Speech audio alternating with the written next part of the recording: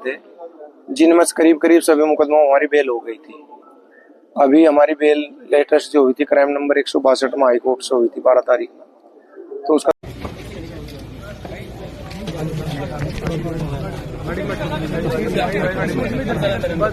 आराम से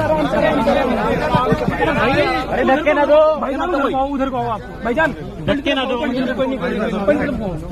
आराम से अरे आराम से, कोई दिक्कत नहीं भाई, आराम से चलो। मैं Sanjay Singh Verma, advocate, civil court Saharanpur. मैं आज रिहाई हो रही है कब से जेल मुकदमे में जेल ये सन 2012 में मुकदमे में जेल गए थे और सन 2022 में जेल गए थे और सन 2022 से लगातार जेल में थे। कुछ मुकदमे थे जिनमें डिसाइड भी हो चुके, करीब 17 मुकदमे हमारे बरी भी हो चुके सक्षम न्यायालय से, और कुछ मुकदमे हमारे खिलाफ पेंडिंग थे, जिनमें से करीब करीब सभी मुकदमों हमारी बेल हो गई थी। अभी हमारी बेल लेटेस्ट जो हुई थी क्राइम नंबर 162 में हाई कोर्ट से हुई थी 12 तारीख में, तो उसका 13 तारीख में हमने ऑर्डर दाखिल किया था। तो फिर उसके बाद एक मुकदमा और लिख दिया गया था, उसके आधार पर हमने सुप्रीम कोर्ट में जो थी रिट फाइल की थी। सुप्रीम कोर्ट ने हमें इंटरिम प्रोटेक्शन देते हुए उस मुकदमे में हमें बेल का आदेश पारित कर दिया गया था। उसी आधार पर 22 तारीख में ऑर्डर हुआ था, लेकिन बाद में 2 दिन हमारे यहाँ छुट्टी थी, चौथा शनिवार था और चौथे शनिवार की वजह से कोर्ट में छुट्टी थी, फिर संडे था, इसलिए आज हमने वहाँ सुप्रीम कोर्ट का जो ऑर्डर था वो दाखिल किया। उसी आधार पर हमने बेल बॉन्ड दाखिल किए और आज जमानती दाखिल करके हमारा परवाना भिजवा दिया गया है। कितने लोग रिहा होंगे? हमारे 4 आदमी रिहा होंगे। क्या नाम है? आलिशान है, अफजाल है और जावेद है और वाजिद है। चारों भाई रिलीज हो रहे हैं आज।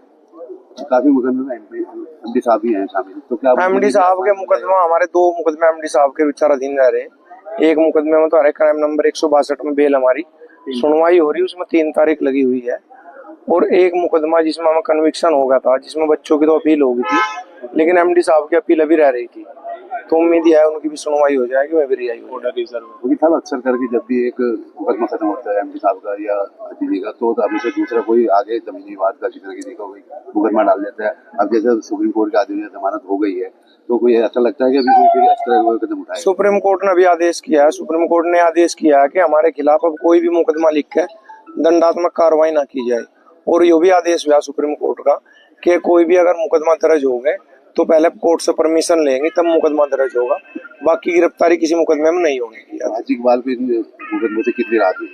हाजी इकबाल जी को तो सुप्रीम कोर्ट ने 286 मुकदमे में पहला आदेश कर दिया था रिहाई का, रिलीफ दे दिया था कि इनके खिलाफ कोई मुकदमा दर्ज नहीं किया जाएगा, कोई दंडात्मक कार्रवाई नहीं की जाएगी। लेकिन उस मुकदमे के बाद हाजी इकबाल के खिलाफ कोई मुकदमा दर्ज नहीं हुआ, और क्योंकि सुप्रीम कोर्ट ने आदेश किया था कि वो इंडिया से बाहर है, इसलिए वो हाजिर नहीं हो सकते, तो सुप्रीम कोर्ट ने ये दिया था कि वो किसी भी मुकदमे में अगर पुलिस चाहे तो वीसी के द्वारा उन्हें बयान लिख सकती है, और जब भी विवेचना में चाहिए तो वीसी के द्वारा वो उन्हें शामिल कर सकती है। ऐसा कौन सा मुकदमा था जिनको उनके नाम घोषित कर दिया गया था? क्या वो मुकदमा खत्म हो गया? जो मुकदमे थे वो मैक्सिमम मुकदमे जो है हाई कोर्ट से स्टे हैं, सुप्रीम कोर्ट से कुछ स्टे हैं, तो जो इनाम वगैरह तो किसी मुकदमे में नहीं था, तो जो भी मुकदमे थे तो कुछ में तो सुप्रीम कोर्ट से स्टे कर दिए थे, कुछ में हाई कोर्ट से स्टे कर दिए। मैक्सिमम मुकदमा हमारी सब में बेल हो चुकी है। जो लोग आज रिहा हो रहे हैं कौन कौन से मुकदमे में जेल?